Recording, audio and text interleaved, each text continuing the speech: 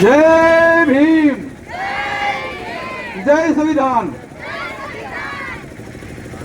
હું મંજીભાઈ સોલંકી, રાષ્ટ્રીય પ્રચાર એકતા મંચ અધ્યક્ષ, એનસીપી પ્રદેશ સચિવ.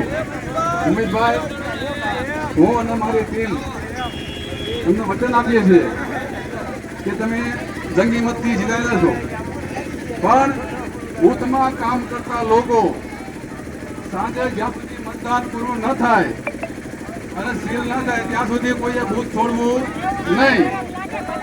હવે મુદ્દો રહ્યો બીજો કે ભારતની તમામ જનતાને જાણવાની જરૂર છે કે જે સંવિધાનના માધ્યમથી આ રંગાપીલા જો તખ્તમાં તો બેઠા હોય અને એ સંવિધાનને જો બદલવાની વાતો કરતા હોય તો આપણે ભારતની જનતાએ એને બદલવાની જરૂર છે.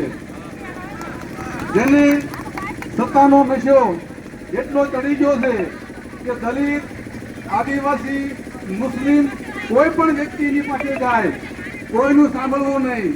700-800 વર્ષ જૂના મકાનો હોય એને તોડી નાખવા, આ વસ્તુ વ્યાજબી નથી.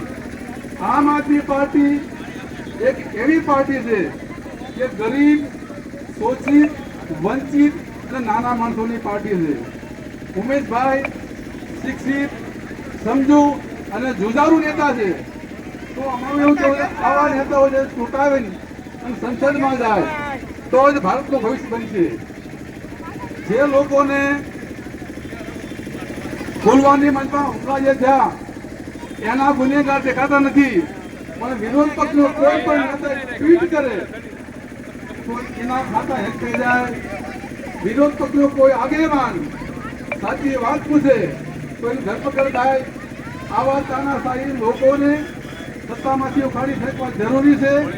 ખાસ કરીને ફરી રિપીટ કરું કે સંવિધાનના માધ્યમથી લોકો સંસદમાં બેઠા હોય, સરકાર બનાવતા હોય, એ સંવિધાન બદલવાની વાતો કરતા હોય એને ઉખાડી ફેંકવા જરૂરી છે.